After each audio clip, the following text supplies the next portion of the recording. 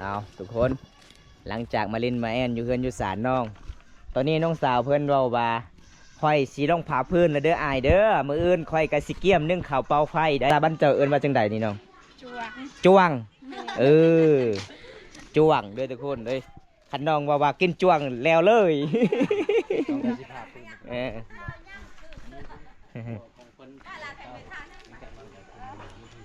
ป้าเฮินขัวเจ้านี่บ่สาววะไผ่เบิ้งทุกคนเลยสาวเฮือนมันฮักเลยเนาะป้าโดนแล้วเจ้าบ่ได้พาพื้นก็เป็นเดือนหนึ่งเด้จะเพชรงานเป็นยังไงหอบนี่ป้ายังแม่นยืนใส่กำลังได้ทุกคนเลยถ่ายเอ้ยมันดังโอ้เสียงทีโอ้สุดยอดหลายเพื่อสำหรับน้องพาพื้นปะไว้ตามตารางขึ้นครัวมัน10 เพแล้วทุกคนมันเงียงๆแล้วทุกคนเลยน้องกับบุมีทุนอยากจะเอาอันนี้น้องก็ขึ้นศาลก่อนขึ้นได้บ่โอ้เอานี่ตามตีวิธีชีวิตน้องคนนี้คำบ่สู้กับวิธีชีวิตบ้านเฮามันก็บ่แล้วเนาะต้องสู้แบบนี้อีเมก็เท่าอีพ่อก็เท่าแล้วเด้อทุกคนเลยตอนนี้ไอ้ขอถามนี่บ่น้องได้บ่ถามเจ้าความพันเจ้าตอนนี้ยังได้ยังได้เงินยังซื้อยังถ้าได้เงินยังได้เงินครัวยังได้เงินครัวบ่นี่น้องสาวเนาะนี่เนาะอ๋อน้องสาวคนงามเด้ไม่ยากนี่ล่ะมักมีโอ้พันที่2เด้น้องยังได้ยังยังมีคนดูแลเนาะ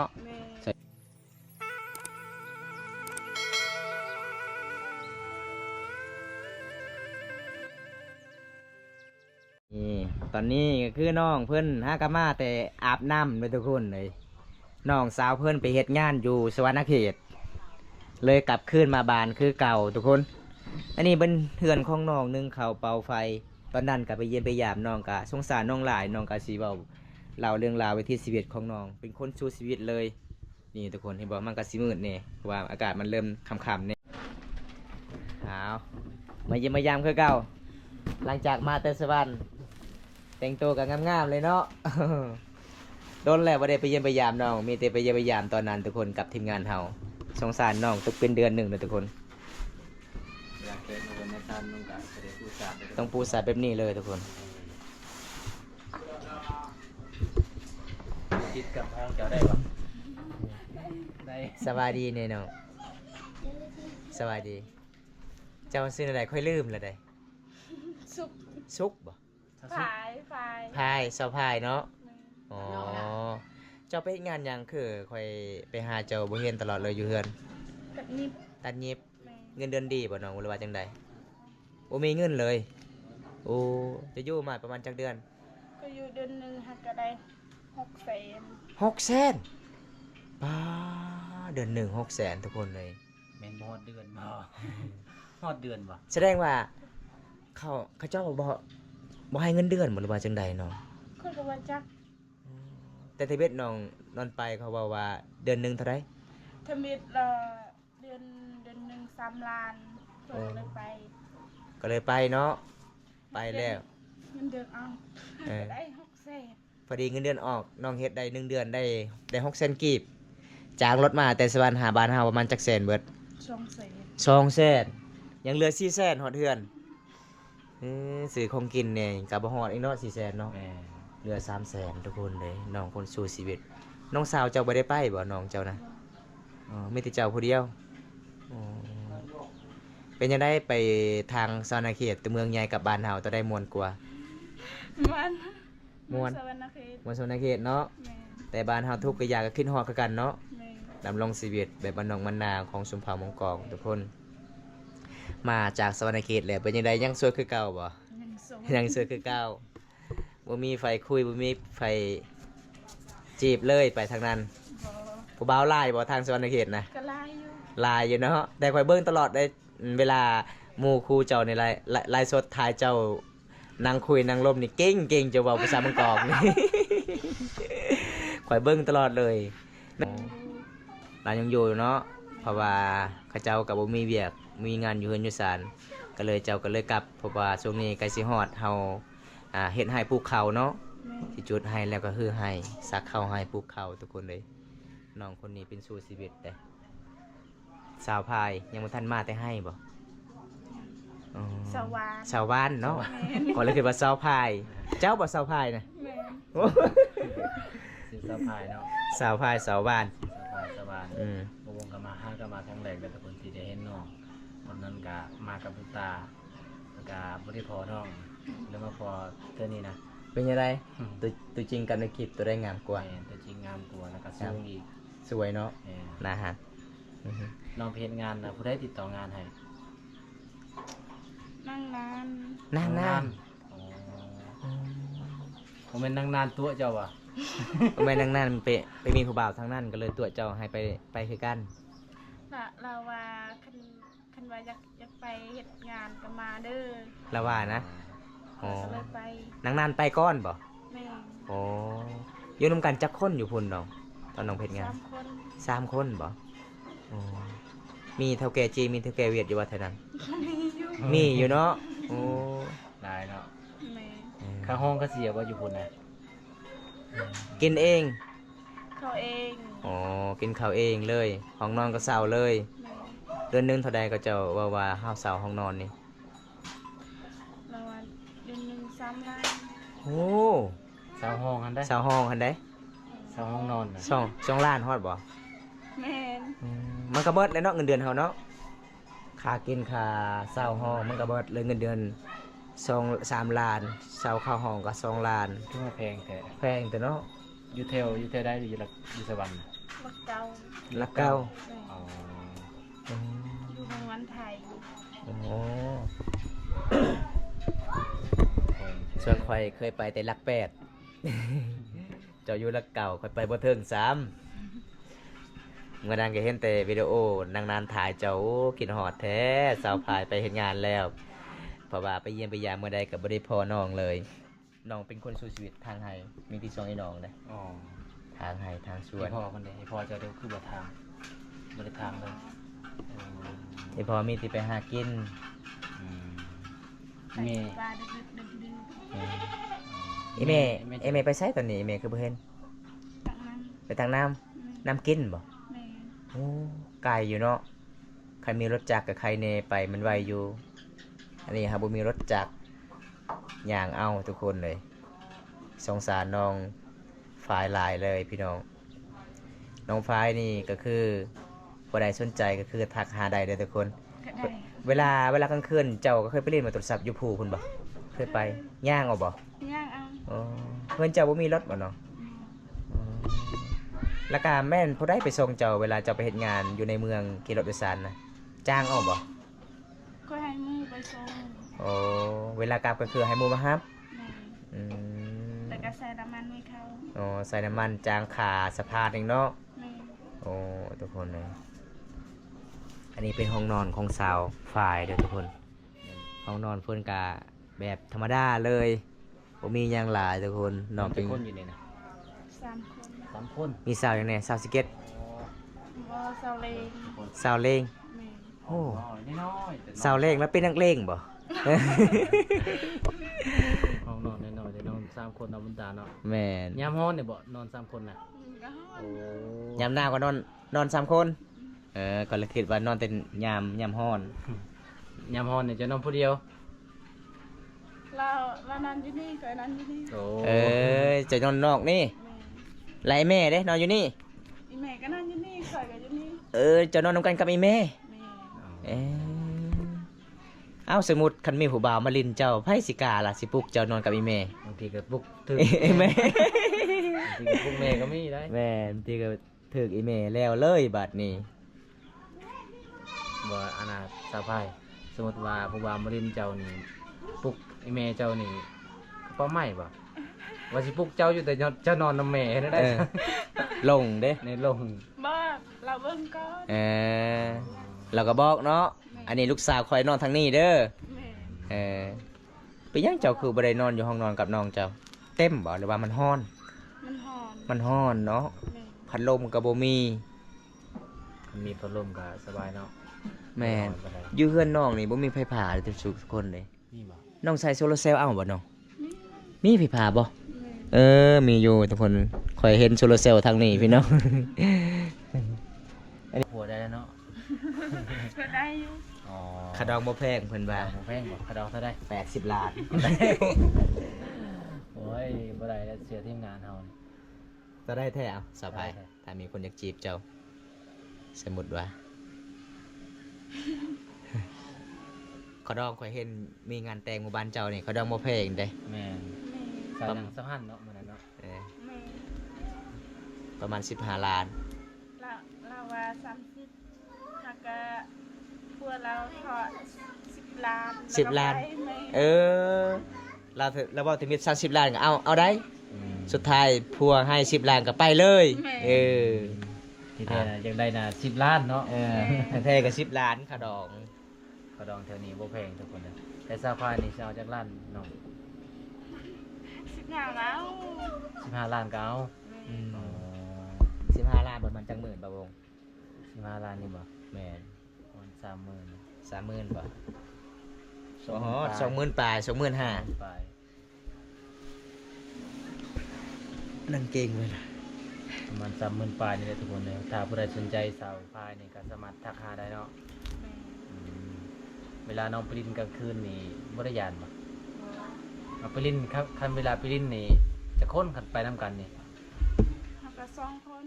อืมไป2คนไปจักโมง 10 โมงเมื่อ 10โมงเมื่อ เวลาไปนี่แต่6โมงโอ้เวลาไปนี่ต้องถือให้ทรายเลยเนาะ ไปซ้าย บ่มีแบ็คสำรองก็บ่ได้อีกเด้เล่นกำลังม่วนๆแบ็คเบิด อ๋อ แม่ ต้องถือแบ็คสำรองไปเลยทุกคนเล กัน ย ยามหนาวนี่ถือบ่ประห่มไป ตามใจ เราทำใจเลย มันหนาวอยู่บนน่ะลมแห้งนี่เนาะบนน้องๆไปลินน่ะกันยามหนาวเนี่ยอู้ยลมบ่อยๆเลยทุกคนเลย เป็นหยังเจ้าคือบ่อยากแนมหาอายเจ้าเคินหยังเนาะ ฮะ เคลื่อนกล้องบ่ เคินกล้องบ่ระบายเคินเห็นบ่วงล้อ เกี่ยวเนาะเห็นกันตลอดเนาะ น้องกะสิโดนๆทีนึงเนาะเดี๋ยวพอกันน้องกะสิอายๆเนี่ยทุกคนเลยทุกคนสบายดีทีนึงทุกคนเลยมื้อนี้ก็คือบอมตากะไปกับทีมงานเฮา2คนมาเยี่ยมมายามมื้อนั้นก็คือบ่ได้พ่อน้องไปเยี่ยมมายามแต่กับเบาใสทุกคนเห็นแล้วสงสารน้องได้น้องก็เป็นคนชูชีวิตเฮ็ดให้เฮ็ดสวนเป็นสาวขยันวันนี้กับบอมตาก็บ่มีหยังคือกันล่ะพี่น้องเอ้ยกับทีมงานเฮาเล็กๆน้อยๆพี่น้องซอยน้องพอให้น้องซื้อเกลือเป็นหน่วยให้น้องเด้ออืมเพราะว่าเฮากะบางคนก็บอกว่าเฮาเป็นคนรวยบ่แม่นทุกคนนี่น้ำจิตน้ำใจทุกคนนี่เห็นเขาเจ้าบ่มีหยังหลายเลยก็ช่วยกันพี่น้อง10 20,000ทุกคน บางคนก็บอกว่าเฮาไปเทศนบทก็บ่มีหยังให้ผู้สาวบ่มีหยังจะซอย แต่คันเฮามีเฮาต้องซอยพี่น้อง แต่เฮาก็บ่มีคือกันถ้าบางมื้อเฮามีเฮาต้องซอยกันแบบนี้ล่ะทุกคนเด้ มี10กะซอย10เนาะ แม่ เศร้าก็ซอยเศร้า แม่ ถ้าเฮาบ่มีเลยก็คือกะซื้อเกลือเพียงนัวทงนึงกะไปให้น้องกะน้องก็คือสิดีใจแล้วเนาะ แม่ ดีใจบ่ ดีใจ ดีใจเนาะการไปเฮ็ดงานก็คือเจ้าว่าไปเฮ็ดงานเดือนหนึงได้600,000กีบกลับบ้านยังเหลือ350,000เด้ จ้างค่ารถอีกโอ้ยพี่น้องสงสารน้องหลานไผดีใจบ่ ดีใจเนาะก็คือบ่าวงอีกให้ตื่มอีกเด้อน้องเด้อเพราะว่าบ่าวงก็ให้น้อง50,000กีบพอให้น้องซื้อเกลือไปนัวไปนัวทงหนึงเท่าใดหมู่บ้านน้องขาย 6,000บ่ทงใหญ่เด้ อ๋อ25,000กีบอันนี้ก็คือ50,000กีบได้2ทงแล้วก็ซื้อเกลือเด้อน้องเด้อเพราะว่าทีมงานเฮากันเล็กน้อยๆล่ะบ่มีเงินบ่มีคำคือการซอยกัน เห็นวิถีชีวิตน้องนี่น้องเล่าวิถีชีวิตนี่สงสารน้องหลายเลยเป็นคนสู้ชีวิตขอขอบใจบ่าวงนี่เด้อเป็นอยู่บ่ขอขอบใจ ขอบใจ นี่ภาษามังกรนี่ไปว่าจังได๋ขอบใจนะ โอ้บ่ บ่ฮู้ว่าเนาะ นึกได้ที่สุดแล้ว เซิร์นไหมเนอะนางว่าลืมแล้วบอกภาษามังกรภาษาตัวเองก็ลืมแล้วเนาะแบบเฮาบ่เคยขอขอบใจทุกคน มีแต่ว่าภาษาลาวว่าขอบใจเนาะ ส่วนหลายจะบ่ค่อยเว้าภาษาเฮาทุกคนเลย เจะเกลือหมู่เลยบ่เนาะ เกลือแล้วบ่ พอได้เกลือหมู่นะ แม่ อีแม่เกลือแล้วเป็นหยังเจ้าคือบ่ได้ซอยอีแม่เกลือหมู่ล่ะ ทางแล้วอันนั้น บายดีได้อแม่เฒ่า สบายดีเด้อ บ้านสวนเด้อนี่คือแม่เนาะโอ้ไอแม่ก็ซ้ำลูกสาวคือกันเลยทุกคน ใหญ่คือกันเลยอืม แม่เท่าและได้ลูกสิบ่ให้เท่าจังไดเนาะลูกสาวกับโอ้เป็นสาวแล้ว อีแม่เนี่ยอายุจักปีเลยสาวไผบ่ฮู้คือกันบ่ จะได้ผิดบุกเจ้านี่ค่อยค้นหาคือบ่เห็นเลยบ่ออกเลยซื้อว่าจังได้ผิดบุกเจ้านะ นั่งไปคนเดิม นางฝ่ายคนเดิมภาษาลาวหรือภาษาไทย ซาไทยภาษาไทยเนาะอ๋อนางฝ่ายคนเดิม ตอนนี้ไอ้แม่ของน้องสินึ่งข้าวเป่าไฟยามหนึ่งแรงอืมเจ้าหากนมาแต่ไซก็เห็นเจ้าไปอาบน้ำเจ้ามาแต่ให้บ่ แม่ อ่า เมื่อก่อนมัน เมื่อก่อนมันไป แม่ รับจ้างหรือว่ามันเจ้าเองน้อง มันมู มันหมู่บ่ไปเอาให้งานกัน แม่ โอ้โดยคันหมู่บ้านน้องนี่คันเขาเจ้าจ้างนี่วันหนึงเท่าไหร่น้อง อันนั้นเท่าไหร่ วันหนึงเส้นหนึง แสนหนึ่ง วันหนึ่งแสนหนึ่ง วันหนึ่งแสนหนึ่งกับบางคนใจดีก็คือสมนี่ก็เอามืออะไรเนาะคันคนบ่ใจดีฮอด7-8 โมงคุณแหละ แม่ สาวานนี่ก็ลูกเจ้าบ่ ลานลูกพ่อกับแม่แม่ ล้าน อยู่นำ เป็นล้านบ่สาวานพ่อแม่ตายปะเบิด อืม โอ้ก็เลยขออยู่นำมีแม่ โอ้ทุกคนเลย ตอนนั้นควายบ่ได้ฮู้ดิสาวพายเจ้าบ่ได้บอกคอยเด้เจ้าคิดว่าน้องคิดว่าพ่อแม่เดียวกัน แต่บ่แม่นเนาะ แม่ เป็นหล้านเนาะ แม่ โอ้หล้านของอีแม่ก็เลยอีน้องสาวเพิ่นนี่พ่อแม่จากไปขออยู่นำเอื้อยพี่น้องอุขออยู่นำน้าสาวเนาะ จะทราบบ่ ไว้แม่ ก็คือสาวบ้านขออยู่ในแม่ แต่อายุยังน้อยบ่โอ้ซ้ำนี้อีแม่ก็ฮักเหมือนลูกเขาเองเลยเนาะโอ้มีหยังก็กินน้ำกันโอ้เอาพี่น้องอีแม่สาววะพายนี่ใจดีทุกคนเลย สาววางก็เป็นลูกคำพลอยเนาะขาดพ่อแม่ตั้งแต่น้อยเลยทุกคน ก็คือเจ้าก็ฮักคือกันบ่สาวบ้านบ่ฮักคือไอ้น้องกันเนาะอืม เคยคิดกันอยู่กับเรานะ บอก บ่เคยเลย ไม่ย่างหมูเจ้าแอวอยากกินห่ำนะเจ้าเกลืออะไรบ่เกลืออะไรบ่หมูนะ เกลือแล้ว เกลือแล้วมันย่างมันแอวตลอดมันห้องตลอดเลย แล้วนั่นๆนะ เออมันหาเจ้าข้อมันหาเจ้าว่าอยู่ใส่เนาะสาวผายคือบ่ได้เกลือคอยเลย เรากินบ่อิ่ม เรากินบ่อิ่มซื้อได้ลาวน่ะ เรากินบ่อิ่มเพิ่นว่าทุกค คน นเวียนนั่นเนาะ เออลาวตลอดเอาทุกคนหลังจากมาลินมาแอนอยู่เฮือนอยู่ศาลน้อง ตอนนี้น้องสาวเพิ่นเว้าว่าค่อยสิต้องผาพื้นนะเด้ออายเด้อมื้ออื่นค่อยก็สิเกี่ยมนึ่งข้าวเป่าไฟเด้ก็เลยมื้อนี้ก็สิพา FC เด้ครับส้มตามติดวิถีชีวิตภาษาบ้านเจ้าเอิ้นว่าจังไดนี่น้อง จวง จวง แม่ เออจวงเด้อทุกคนเด้ยคันน้องว่ากินจวงแล้วเลย ต้องได้สิภาพเป็น เออ ของคน ป้าเฮิรนขัวเจ้านี่บ่สาววะไผ่เบิ่งทุกคนเลยสาวเฮือนมันฮักเลยเนาะ เตาไว้ ป้า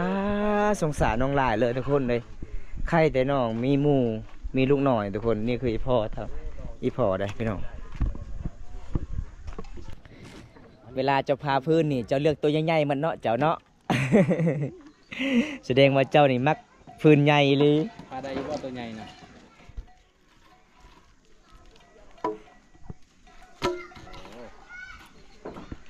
ตอนเช้าก็พาพื้นบ่สาวไผ่ตอนเช้าเจ้าก็พาพื้นบ่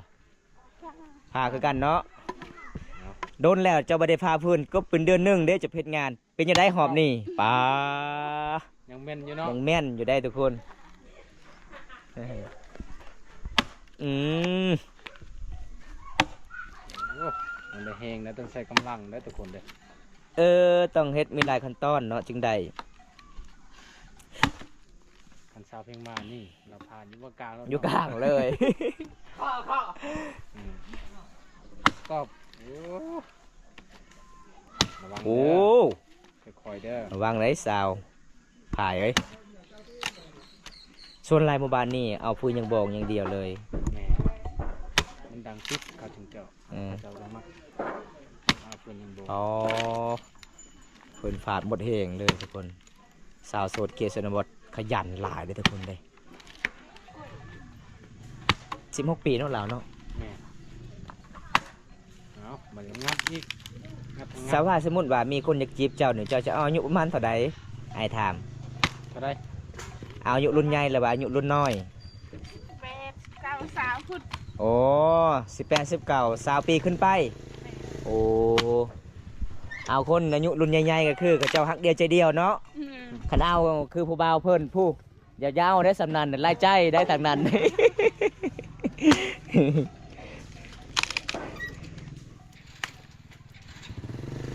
มันก็ฮักคือกันเลย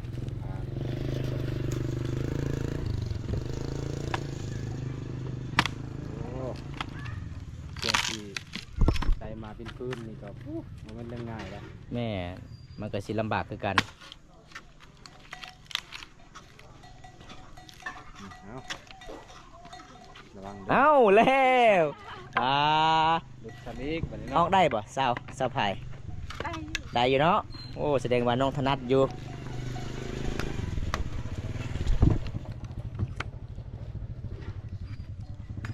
อ้าวจะเฮ็ดให้มันเจ็บก็ได้จนนั้นมันลดถึกหัวดีน้องเอ้ยควันเจ้านี่ข่อยเบิ่งนี่ป้อคมขนาดเลย กูไม่ใหญ่เอาได้ ยังโลนะโซะเพิ่นว่ามัดผมก่อนเนี่ยไอ้ผมก็สิล้นแล้วสิตกแล้ว สาวบ้านกับผ้าได้บ่ ได้ ได้คือกันเนาะ อืม ส่วนหลายผู้สาวพินนี่ผ้าได้เมื่อทุกคน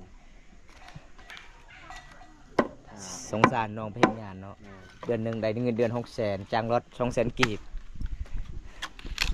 เดีฮอดเดือนยังเหลือ350,000ป้าซื้อยังบ่ได้เลย ขายได้ ข่าว บ่ ช่วงนี้สอบหนึ่ง700,000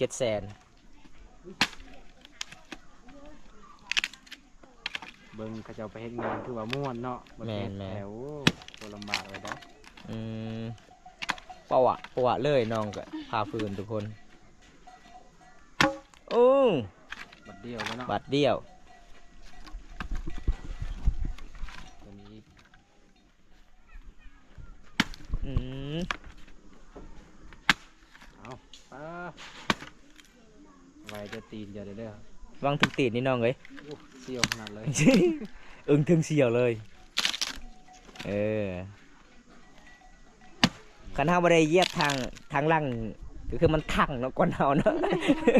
แต่มันก็ดอก มันก็ดอนขึ้นพี่น้องเอ้ยก็เลยน้องเหยียบไว้ระวังเลยทุกคนวิธีฝ่าฝืนนี่ผู้ใดบ่ถนัดอันตรายที่สุดได้ฝ่าฝืนได้สงสารเฮือนน้องมันก็สิล่มแล้วทุกคนเฮือนขัวเสามันหัก ตัดอีกบ่น้อง ไม่ เออ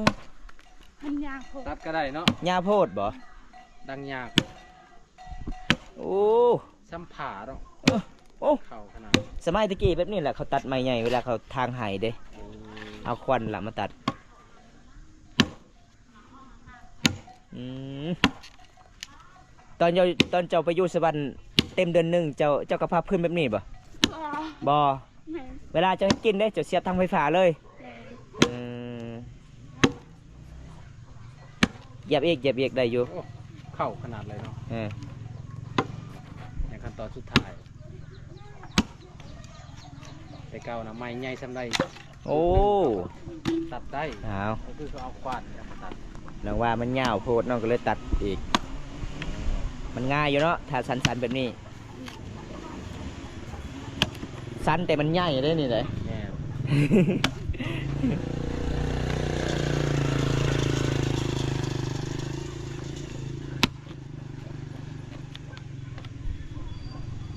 ระวังเลย โอ้อึ้งถึงเสียวเลย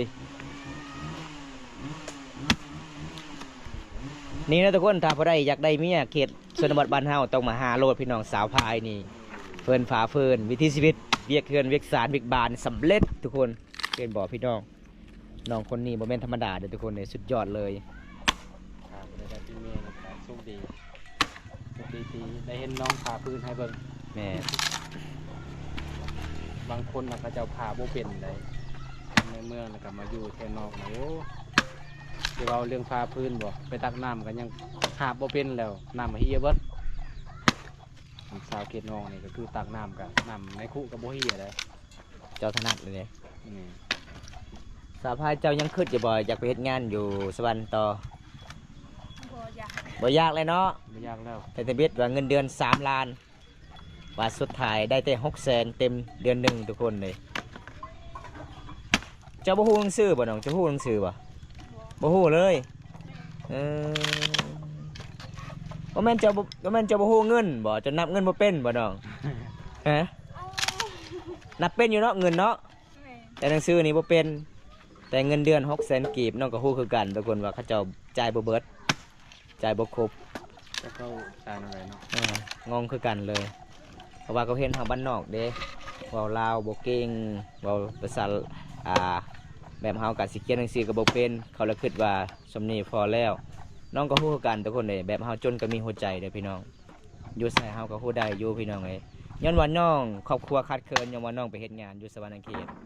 คันมีพอเพียงก็คือน้องก็บ่ได้เฮ็ดทุกคนแต่สงสารน้องของมื้อนี้เฮาก็ซอยน้อง100,000กีบกับบ่าววงทุกคนเลยซอยกัน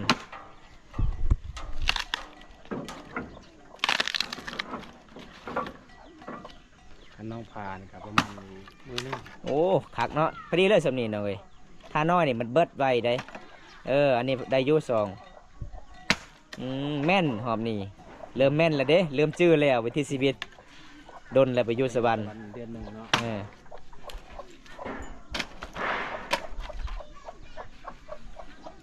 นี่โอ้ยมันสิทังเลยได้อันนั้นได้ อยู่สวรรค์ก็ใช้แต่ไฟฟ้าและบริษัทอยู่สวรรค์น่ะเห็นว่าควันไฟน่ะบ่เห็นเนาะ อยู่สวรรค์มีแต่กินแต่ยำจัมโบ้โอ้มาบ้านเฮากินที่ผักธรรมศาสตร์หน่อไม้มีผักกูดลายด้วยบ้านนี้เด้ออีหลีเอาตอนนี้สำเร็จน้องกะพาฟื้นยามแรง เสียวขึ้นเหือน ๆน้องว่าค่อยกะสิบ่ได้อยากพาคือกันอ้ายเอ้ยค่อยอาบน้ำแล้วได้ แต่จำเป็นอยู่เฮือนมันหมดแล้วเด้อทุกคน วิธีน้องพาฟื้นสำเร็จน้องต้องห้อยไว้อยู่ในตารางตีนเลยทุกคนเห็นบ่พี่น้องต้องห้อยแบบนี้ให้มันเป็นระเบียบเรียบร้อยถ้าเฮาบ่ได้ห้อยแบบนี้ก็คือ เวลาเฮาขึ้นศาลมันก็เต็มมันยาก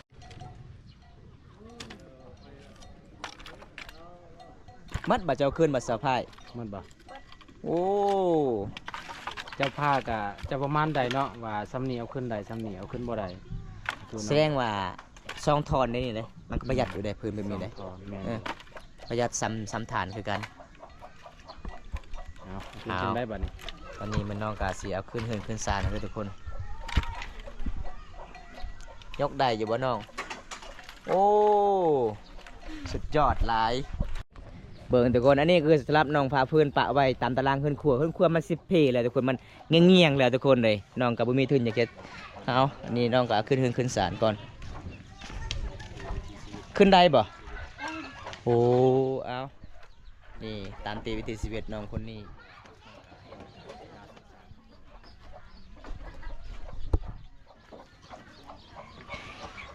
เฮ็ดยังไม่เท่าฮะได้อาหารยังกินบ่มีอาหารเนาะลูกสาวไม่เท่านี่ขยันเลยไม่เท่าเอ้ยเก่งหลายเพิ่นเฮ็ดเวียกเฮ็ดงานนี่ทุกคนเพื่อนไม่เท่านี่บ่มีกระติกใส่น้ำเจ้าต้องใส่หม้อแบบนี้เบิ่งน้องเพิ่นพาเพิ่นจนเมื่อยหิวน้ำเลยทุกคนเลยดำรงชีวิตบ้านนอกบ้านนาบ้านเฮาสวยเวียกอีพออีเมบรรยากาศยามมื้อแลงทุกคนได้บ่เมื่อยเนาะคำบ่สู้กะวิถีชีวิตบ้านเฮามันก็บ่แล้วเนาะต้องสู้แบบนี้ค่อยเบิ่งวิถีชีวิตเจ้านี่เป็นคนสู้ชีวิตเลยได้หาเงินหาคำเก่งแต่เจ้านายจ่ายบ่เบิดแต่เป็นน่าสงสารน้องหลายทุกคนอัปเดตวิถีชีวิตน้องอีเมก็เฒ่าอีพ่อก็เฒ่าแล้วเด้อทุกคนเลยตอนนี้อ้ายขอถามนี่บ่น้องได้บ่ถามเจ้า ได้ ความพันเจ้าตอนนี้ยังได้ยัง ใช่กระเปรเนากุย อิหยังจะบอกผู้ชายมังกรเนี่ยค่อยบ่เข้าใจเลยเด้ อย่าอมห่วงถ่ายอย่าอม ความพันเจ้าตอนนี้เจ้าจะได้ยังเนาะ นี่ป้ามาได้ในไทย จะได้เงินบ่ ไป แม่ จะได้เงินอยากซื้อหยังถ้าได้เงิน อยากได้เงินเงินครัว อยากได้เงินครัวบ่โอ้อยากได้เงินอยากซื้อสังกะสีอันนี้น้องสาวเนาะนี่เนาะ แม่ อ๋อน้องสาวคนงามเด้ แก้มแดง เอาอยู่บ่ ๆไม่ยังนี่ล่ะมักมี โดย โอ้มักขนุนเลยทุกคนภาษาไทยเอิ้นมักขนุนความพันที่หนึ่งก็คือน้องว่าอยากได้เงินอยากซื้อสังกะสีสิเป็นเงินครัวอ่า เจ้าสิแกมังมีบ่ แม่ โอ้ทุกคนเลย อย่าบ้านไปละแต่จำตัวกูแต่ช่างคือ เอา ป้าเบิ่งคนหนักคือนี่ย่างแบบ มี หนัก พาเพื่อนเว่าภาษามังกรเป็นบ่ทุกคน เฮ้ยตามมาไหนเหลียวก็ตามก็ นี่ เฮคือเห่าเด้อทุกคนเลย คอมพันธุ์ที่สองเด้น้องอยากได้หยัง ได้ห้องซี่ ในห้องซี่อยากซี่เข้าอยู่เฮือนเจ้านี่มุมีห้องซี่บ่โอ้ เราเดี๋ยวบนเซ แล้วก็อยากได้รถจั เรา กร ละเย็ด ได้รถจักรการไปมาสะดวกสบาย แม่ ถ้าได้รถจักรเจ้าขับได้อยู่บ่รถ ได้ น่ะได้อยู่บ่อยู่เฮือนน้องนี่บ่มีรถจักรเลยคำพันธุ์ที่สามก็คืออยากได้ยังมีคนดูแลเนาะ แม่ ใส่เวียกใส่งานเบิ่งอีแม่เพิ่นทุกคนเลยนั่งเบิ่งลูกสาวจักลูกสาวเว้าอีหยังข่อยบ่ฮู้เลยเด้อลูกสาวเอ้ยเพิ่นว่า ลูกสาวฮากามาแต่สวรรณเขตเว้าลาวได้อยู่ทุกคนเลยมื้อนี้ก็ขอขอบใจหลายเด้อที่พาอ้ายได้รับชมวิถีชีวิตน้องโอกาสหน้าอ้ายมีเวลาว่างๆก็มาเยี่ยมมายามกันใหม่เนาะ โดย สู้ๆเด้อน้องเด้อตั้งใจช่วยเวียกอีพ่ออีแม่อ้ายเป็นกำลังใจให้บ๊ายบาย FC นี่เด้อน้องบ๊ายบายไปก็ได้อแม่เฒ่าบ๊ายบายบ๊ายบา ไป ย เลยเดี๋ยวจังเลยไป เอาทุกคนจังได้บอมตากะสิกลับบ้านเลยทุกคนในตอนนี้เวลา6 โมงแรงแล้วเด้อทุกคนเลยเมื่อนี้ก็ได้พ่อน้องสาวเพื่อนฮักกะมาไปเฮ็ดงานแต่สวรรณเขตเงินเดือนก็บ่ค่อยดีพี่น้องเลยน้องก็กลับมาเพิ่มมาสร้างตอนนี้ก็คือน้องของพันน้องจะได้ทั้งอาชีพเสียมาแปลงเงินครัวเบิ่งพี่น้องเงินครัวมันสิพังมันสิเทเลยทุกคนสงสารน้องหลายเลยน้องก็เป็นคนสู้ชีวิตหาเงินหาคำบอกเก่งแน่ทุกคน มื่อนี้บอมตากับบุญยังไลฟ์สไพรส์นะครับชมคลิปนี้แต่ต้นจนจบก็ขอให้อยู่ดีมีแห่งขอให้ร่ำให้รวยขอปรารถนาสิ่งใดขอให้ได้สิ่งนั้นเด้อทุกคนในคลิปหน้ากราบพบกันใหม่พี่น้องขอกล่าวคำว่าสวัสดีครับผมบันส่วนไปกันเด้อจ้าบ๊ายบาย